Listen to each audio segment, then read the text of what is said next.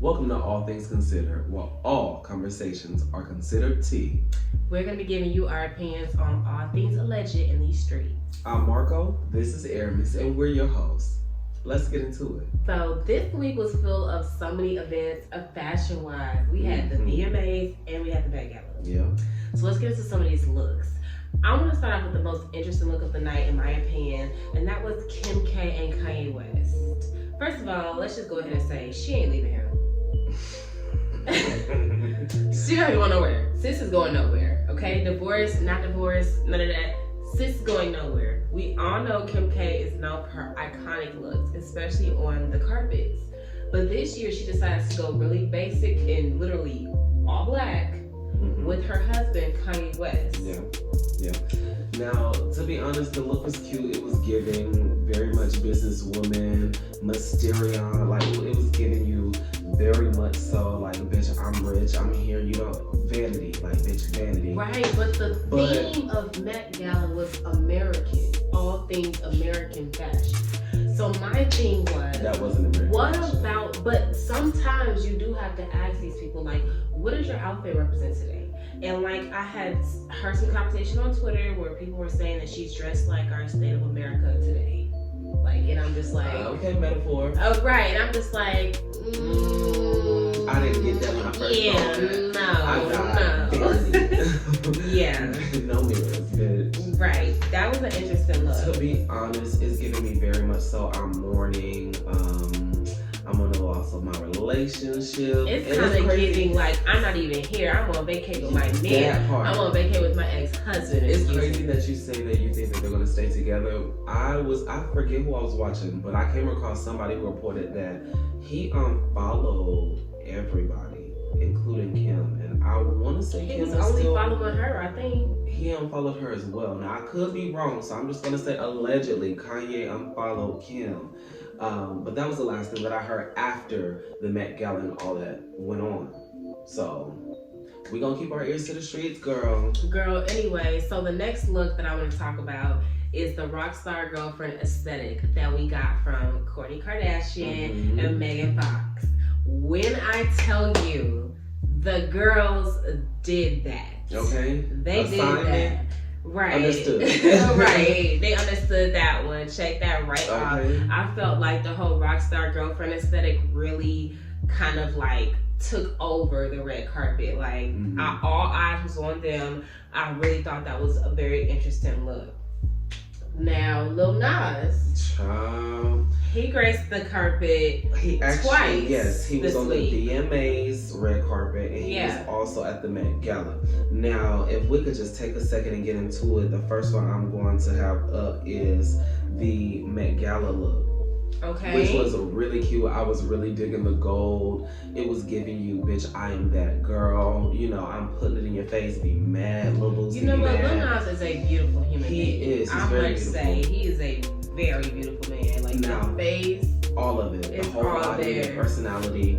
On the VMAs, he actually wore this purple outfit. I saw this off the shoulder purple look. It's very Prince inspired. It's giving you Purple Rain type of tees. And I'm here for it. Like, he came out and he shook the industry. People was all over Twitter talking about some, now he wrong for that, setting these unrealistic body standards and how he lose the baby weight that fast. I'm like, I know, right? Okay, the way he was tore up after. Girl. I'm like, girl, you better have gave birth to that baby the way he was stumbling inside that car. The Montero is out, y'all, so y'all know what to do. And that's on period. So speaking of the VMAs, let's get into Doja Cat. So we all know that Doja Cat was the host this year. And she gave us look after look after look after. I think she gave us 5 looks. 5 total looks. So we're going to put up the few looks that we have. I don't even think we have all of them. Yeah. She was slaying. We all know that she's known for her iconic sense of fashion, different style, and she did a great job as the host, in my opinion, and she looked fabulous. Per usual.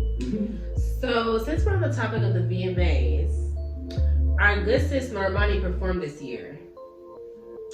Now, violence today. Right. Honestly, I'm not even choosing violence. I just want to get into how we came about this. Having her on our rosters. Right. I'm gonna let you get into it. Girl, so let's go back in the week. A few weeks ago, I won't even say that long ago.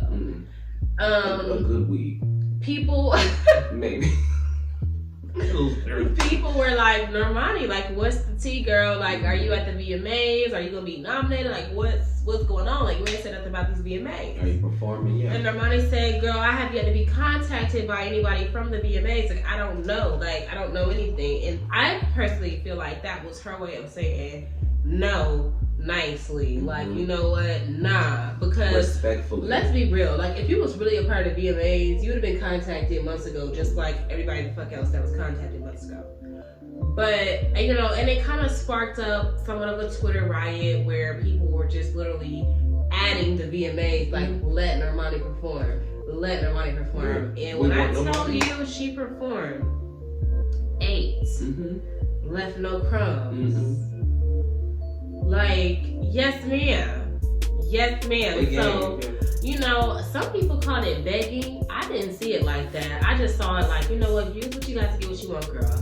People can sit up here all day and act like they don't want to be on the VMA. They can sit up here all day and act like, well, if they don't call me to the table, I ain't coming. But we all know at the end of the day, as an artist, like, this is the platform that you want to be on. This is the stage that you want to be on. Like, ultimately, all of the white man in charge aside, all the genres. This is what you want. Yeah. So, you know, that's why I said this. Use what you got to get what you want. Yeah. Like, I don't think she was begging for that. I think she made it very clear because a lot of people were asking her, "Are you performing? Are you performing?" Now, if we go back to a recent VMA, I don't know how many years ago it was. I'm gonna say it was maybe 2 years ago. She performed at the VMA. She did Motivation. That performance like had everybody talking. You know what I'm saying? So of course when the VMAs come back around, we want to see Normani. We know and we expect her to eat. You know what I'm saying? We hold her to that level because we know that she's going to give us what we want. And so I think that, you know what I'm saying, respectfully, she said, listen, like, to clear everything up, no, I'm not performing because I wasn't asked. But if I was asked, I would be there. You know what I'm saying? It just is what it is. And I just feel like, you know, we can't be mad at her for wanting that opportunity. Even if she did beg for it, she deserved it.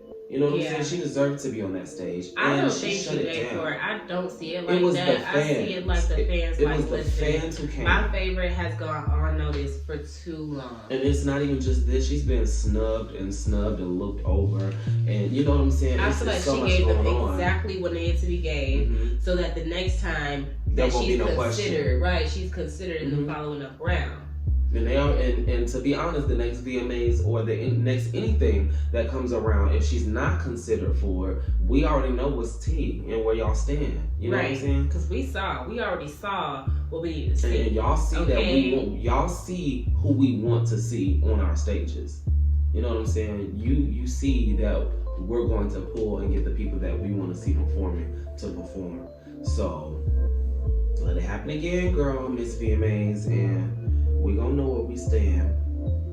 Okay, moving on over to our next topic. We're gonna just call this topic Nicki Minaj versus, okay? Because Shawty is fighting everybody right now. Listen. Everybody, it's Nicki versus everybody. Y'all are all opponents, okay? So let's get into these tweets. So Nicki Minaj recently tweeted out that her cousin in Trinidad won't get the vaccine because his friend got it and became impotent. His testicles became swollen. His friend was weeks away from getting married and now the girl cut off the wedding. So just pray on it and make sure you're comfortable with your decision and not bullied. Child, Nicki, I just want to tell you that was not the vaccine, that was in fact an STD that your cousin's friend did contract. Because excuse me, I would have much rather her got up on Twitter and say, don't get vaccinated. I would have much rather seen that. Or I ain't getting that shit. What is this?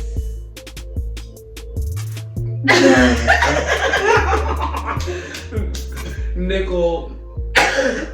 Queen Nick, girl. Girl, listen, we love you. We really do. The amount of times we play you in the car, like we can't even like tell you. It's baffling. But This was just ignorance right here. I'm sorry, that was just ignorance. And you trying to argue with everybody that got something to say to you was also ignorant. Now his balls done swelled up. He can't have no kids. Girl, the vaccine did not do that. And that's why somebody tweeted today, "Good morning to everyone except Nicki Minaj cousin friend testicles." Because like this is the thing, you would much rather listen to Nicki Minaj cousin friend than the CDC. Y'all so disrespectful on that. That is how far this has gone. Good morning to everybody else other than that man balls, girl. Get that vaccine or don't. But don't blame it on your cousin friend with the testicles, girl. Because I can promise you right now, y'all are missing bits and pieces of that story. Okay, that story is not in. He has not told anybody that story in full. Or at least the full, yeah. Yeah, he ain't told nobody that story in full. A whole lot of stuff out. Because you don't just. So ain't nothing else swole up? Okay. All right. Anywho, so the other Nicki Minaj battle that we have, girl, is with Megan Thee Stallion. But come to find out, it's not between the two artists. So as we know, fan bases love to pit people against each other, right? Right. So Megan and the Barbs have been going at it. What happened was Megan accused the Barbs of coming at her, being rude, disrespectful, bringing up her deceased parents, her deceased grandmother.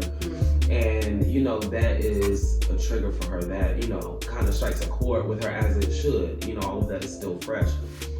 But it's crazy. I was watching the Black Tea Blog on YouTube, and she was actually sharing the story, and she did some investigating on her own. She typed in everything that she possibly, you know, could think about, hashtags that to find the tweets, and she just could not find, you know, these tweets that Megan was talking about. And the tweets that did come up were from like 2-3 years ago. My thing is, my little piece on this, because BTB said that she believes that Megan is just looking for sympathy. I honestly believe that, you know, one, leave this girl alone. If there are more than likely people out there that are coming at her, it's millions of people out here, it's millions of fans. It's probably, you know what I'm saying, at least 1 or 2 people saying something sly like that. And it I personally haven't seen it, and I be on Twitter a lot. But what I will say is, I see the Barbs cut up a lot. I see them go really far a lot. I see them stepping into conversations that no one is even talking about Nicki in a lot. And doing the most to defend Nicki when it didn't even call for all literally, they will tear you to shreds. But the truth can be said about... I wouldn't even be surprised if they really did do that. I wouldn't even be surprised. The truth can be said about the Beehive, the truth can be said about the Barbs, about the Hotties. All of these fan pages are a bunch of people that are crazy to some extent. Children to some extent. Yeah. You know what I'm saying? Like, it's a lot of just fans being fans. Crazed fans. So stands. I believe that Megan needs to go somewhere, seclude herself, and protect her energy, protect her mindset, because, you know what I'm saying, if she's feeling like this is an issue, it's going to continue to be an issue until she does something about it. People are only going to continue to try to dig under her skin, and that's not fair. I want to see the best for her. Yeah. Dang, I didn't even know all that was going on. Girl, yes, in a matter of the last few hours. So. Okay, well, sliding into our last topic of the day, we're going to talk about it. Even though I don't really want to talk about it, because ain't nothing really been put out for real, but I just feel like we gotta talk about it because everybody else is talking about it. So, word on the street is that our good sis, Rihanna, is expecting. I don't know how true this is. I really don't. I want to say like the 1 or 2 sources that have dropped this information, it's not TMZ and it's not the Shade Room, okay? So, or Rihanna herself. Or Rihanna or A$AP Rocky, who would be the father of this child. Yeah. So I really don't... You got to take it with a grain of salt. Right, but also don't just ignore it completely, because you already know, you know, everything. There's some truth in everything. There's a reason why it's a little bit of truth in everything. So, and then the outfit that she decided to wear to the Met Gala, in my opinion, kind of supported the rumors of her expecting a child, because A$AP and Rihanna both showed up in like oversized jacket looking things or whatever. Rihanna, I'm assuming, kept it on throughout the night, and then she switched into like a see-through outfit for her Met Gala party, but I couldn't see the belly. I could only see like legs. But what I did notice was that on the carpet, ASAP shed a layer. Like, he shed a layer of clothing, and the big puffy jacket came off, and he was in like a nice tux, like. And I was waiting for Rihanna to shed her layer, and she didn't. Like, it never shedded. So I'm like, I kind of feel like she's like, that's a sign right there. Like, you wear this big ass jacket. It's September. It ain't cold worth a damn. Right. In LA. It's hot as hell. I don't know where the Met Galas are this year. It might be in New York. I'm not sure. But I do know that it ain't cold enough to be in that. No, like, not when Tiana Taylor can walk up in there as some dental floss girl. Not with Tiana, we love you, girl. Now when Megan Fox could wear what the hell she wore and look good, mind you. But I'm just saying, like, the very little clothes was worn by 80% of the women there. So for you to have on this type of winter-esque, you just fueling you just fire. letting us know, like, okay, I'm expecting, but it's my business right now. Yeah, which is cool. It really is your business, Reed, but we have to speculate, girl, because that's just what we do. You ain't told us nothing. Right, we speculate, girl. We just go over the allegedly, the alleged news. We just go over the alleged news, y'all. Alright, you guys, so thank y'all for staying tuned. Before we go, real quick, we want to introduce a little segment to our channel called A Little Dose Positivity. So on this little dose, we usually do either a shout out, we call out a black owned business, we call it a celebrity, we call out anything that we see, anyone that we see making an impact, influential for our community, period, or just for people, period. A motivational thing. So kids, women, men, anything. If you yourself feel like you should be somewhat promoted on our weekly Little Dose segment, feel free to let us know what you do. Give us some background, send us some links, let us look into you, and we'll be happy to shout you out, because I feel like the little dose of positivity is definitely needed at least once a week. Yeah, just to keep your head up.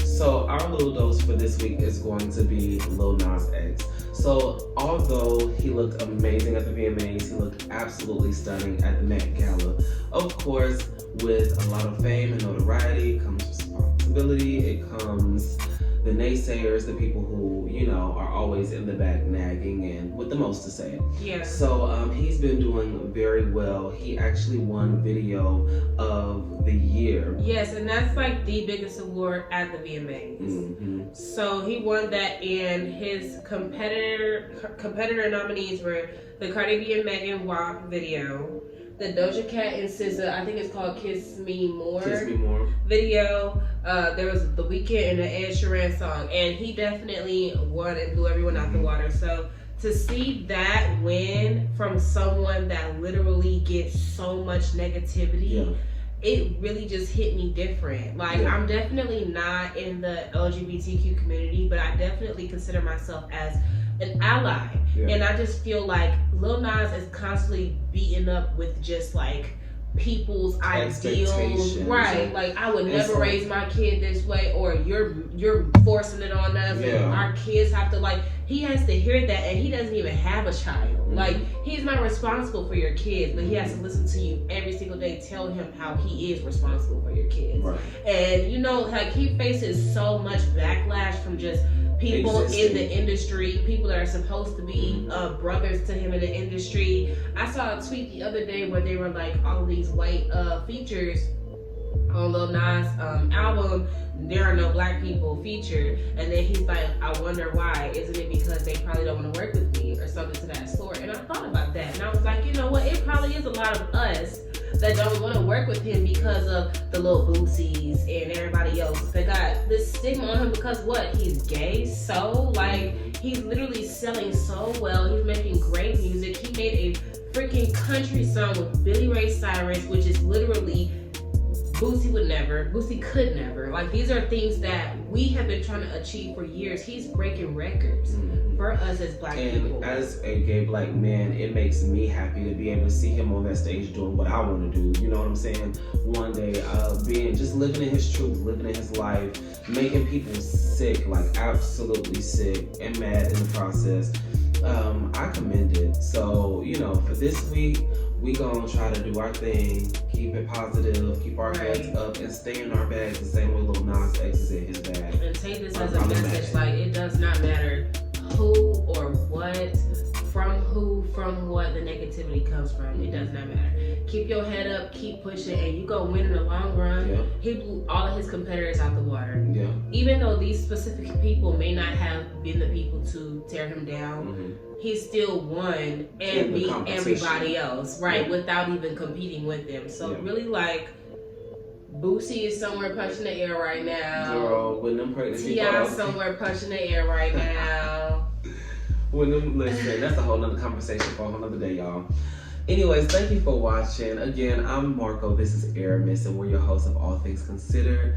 Don't forget to like, comment, and subscribe to this channel, and you can follow us by clicking those links in the description box below. Until next time, guys. Bye. All right.